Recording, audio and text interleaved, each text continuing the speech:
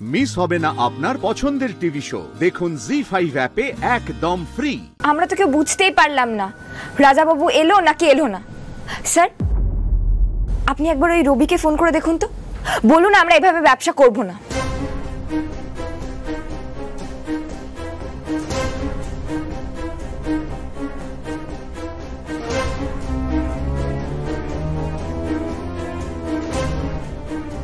Phone লাগছে না, বন্ধ বলছে।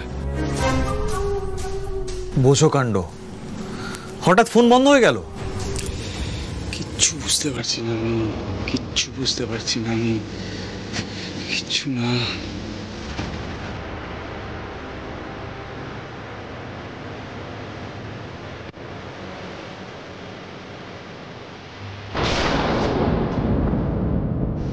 আমি যে রাজাবাবুর পোশাকে চাওফানে যাবো সেটা তো রবি ছাড়া কেউ জানতো না।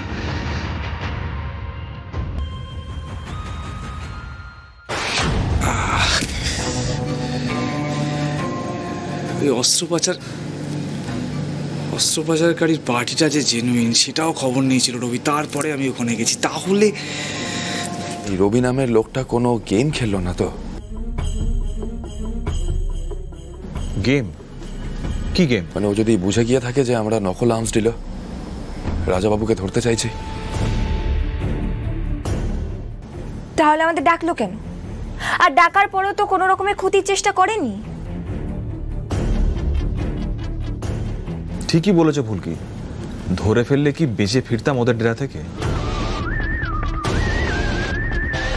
আমার দুজন শার্প শুটার লাগবে, ভালো শুটার যাদের এম কখনো মিস হয় না। টার্গেট হচ্ছে অংশুমান সেনগুপ্ত। অংশুমান সেনগুপ্ত? তার মানে দাদা আমার লোকে ঠিকই আন্দাজ করেছিল ওই লোকটা কিছু একটা তদন্ত করছে যেটা আপনার বিরুদ্ধে যেতে পারে, তাই না দাদা? হ্যাঁ সেরকমটা হতে পারে, হতেই পারে। মুদ্রা কথা হলো আমাদের ফাঁদ পাততে হবে, ফাঁদ পেতে অংশুমান সেনগুপ্তকে ধরতে হবে, তারপরে তাকে শেষ করে দিতে হবে, বুঝতে পেরেছ? আমরা একটা কাজ করব, ওই বৈশাখী উৎসবের দিনই কাজটা করে নেব, কারণ সেদিন লোকজন সব ব্যস্ত থাকবে, প্রচুর লোকজন থাকবে, বুঝতে পেরেছ?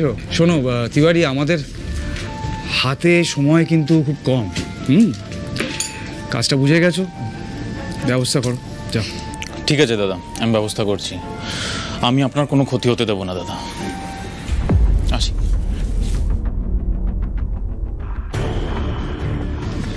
এরপরে ধরতে হবে বেটা রবিকে। সে আবার কিছু গন্ডগোল করলো কিনা কে জানে, কেউ তো কিছু একটা করেছে। আর এসব আতিপাতি লোকের হাত রাজাবাবু অব্দি কি করে পৌঁছচ্ছে। জি5 ডাউনলোড করুন আর সব এপিসোড দেখুন একদম ফ্রি।